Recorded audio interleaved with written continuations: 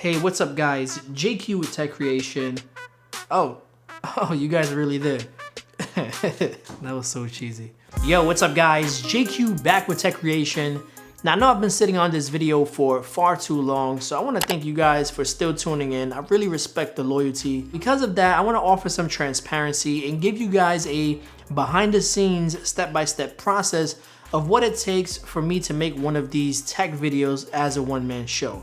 Now, I like to treat every video as if it has the potential to go viral, so I give every video 110% and pay close attention to detail when it comes to all aspects of video production. So without further ado, let's begin with phase one, the product. Now, this can be a smartphone, a smartwatch, a smart home device, laptop, speaker, etc. So how do we get these products? Well, you buy them.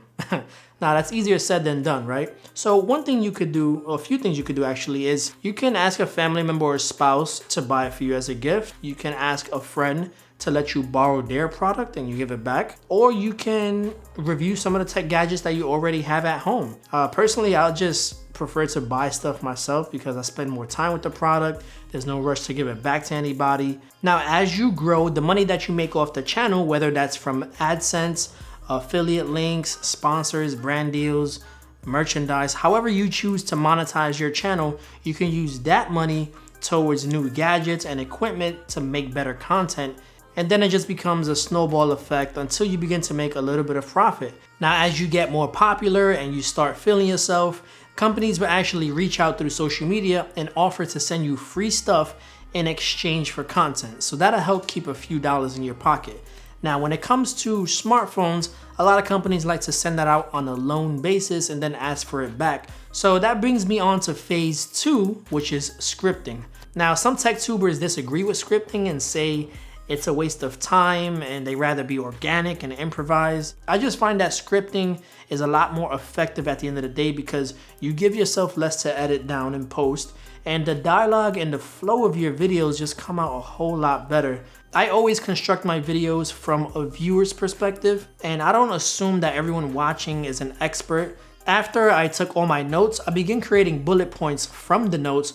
So for scripting, I use Google Docs because it's flexible and it's available across all platforms. So by simply plugging in my Blue Raspberry microphone, I can begin speaking my words onto the script. Not only is it faster, but my sentences are formed in an organic way that I would naturally say it, so it doesn't sound robotic when I'm reciting it back to you guys. And it also helps that I can do that natively from the phone's keyboard to keep the experience fluid. And as I continue developing the script, I try to visualize how I want the video to feel in terms of tonality, and I make sure that comes across in the dialogue. So after I'm done with the script, I'll revise it a couple times by reading it back to myself.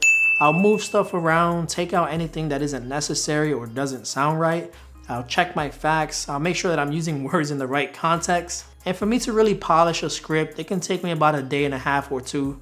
So the next thing that I like to do is to use that script to build my shot list. So with the comments feature, this lets you highlight a part of the script and then add a comment to it, and that comment will now become my shot. And I make sure to be as descriptive as I can. And this streamlines the whole filming process because I know what I'm filming, and then once I'm done, I can just hit resolve, the comment disappears, and I can move on to the next shot. A lot of those which are thrown out anyway because, let's face it, filming never goes as planned. So let's talk about that. Phase three, filming. So for my camera, I'm still using the Panasonic GH4 as my only camera, and using a Metabones adapter, I have the Canon Sigma 18-35mm art lens, and I'm using the Zoom H5n portable audio recorder with an XLR cable plugged into it that feeds phantom power into my Rode NTG3 shotgun mic. And then with a audio cable, I connect the recorder into my camera, so the audio is recorded together with my footage.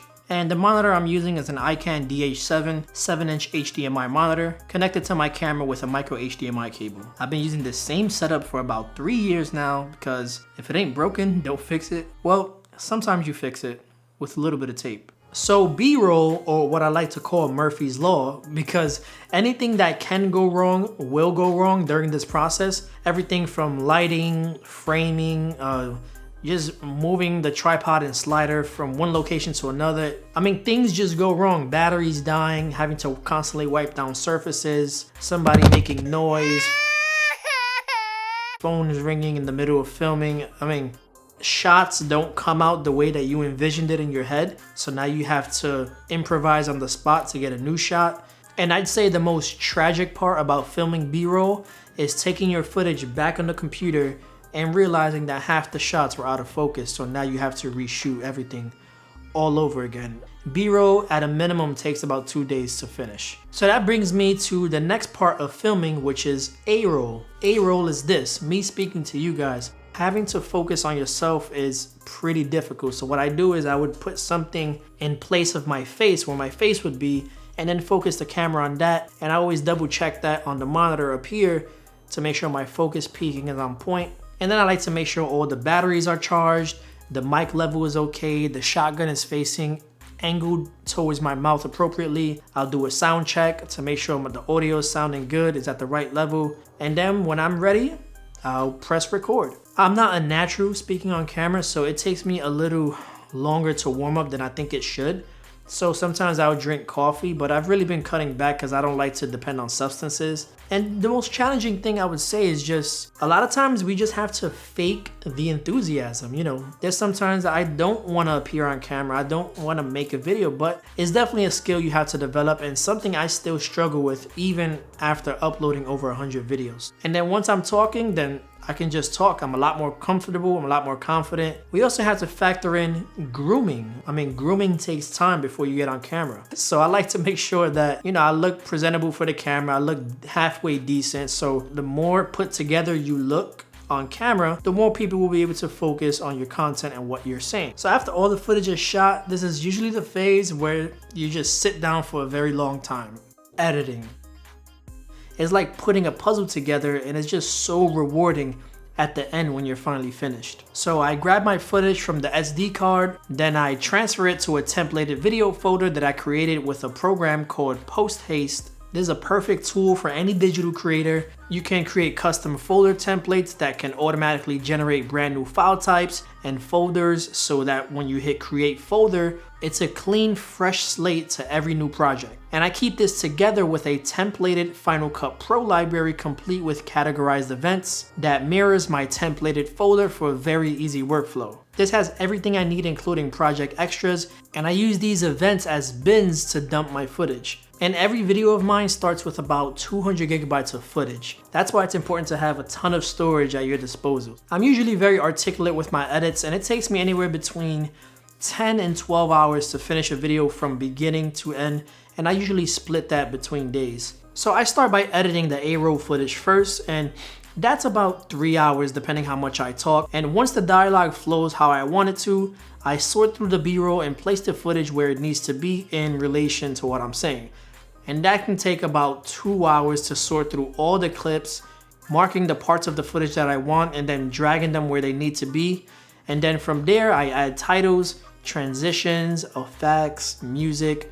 It takes about like another 2 hours. And then the very last step is color correction, and that alone takes at the very minimum 2 hours. And once I make the video nice and pretty, I'll watch it back several times, make any last minute changes, remove any mistakes before exporting, and that's about another hour max. And then once I'm satisfied, then I'll compound the entire timeline, then add a layer of sharpness to compensate for YouTube's processing, and then I hit share and then export and wait about an hour until it's done. We're still not done. We still have a lot more to do. So while that's exporting, I'll open up Photoshop and begin working on the thumbnail. I'll usually just grab a frame from the video and add whatever I think will make the thumbnail more appealing. Now, once that's done, I export two versions, a low quality one for YouTube's thumbnail because they only allow 2 megabytes, and then a high quality one for social media.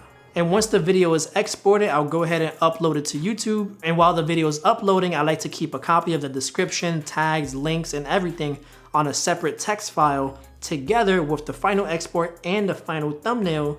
So in the event one of my videos gets taken down for whatever reason, re-uploading it will be a piece of cake. So we're at the final stretch. So once I'm done filling everything out and the video's done processing, I'll hit publish and share it with the world. I'll go ahead and let YouTube's algorithm and the community do its thing. And as a small reward to myself, I usually like to take a nap once everything's done. So there you guys have it in a nutshell, the different steps broken down as to what it takes to make a YouTube video running a YouTube channel as a one-man show. It's a lot of work, but it's also worth it at the end. I hope you guys gained a greater appreciation for some of your favorite content creators out there, and I hope you took some value out of this video and learned a thing or two. And if you did, let me know by dropping those comments down below and showing some love to that like button, as well as subscribing and making sure you tick that alerts bell so you don't miss out on my next dope tech video dropping soon.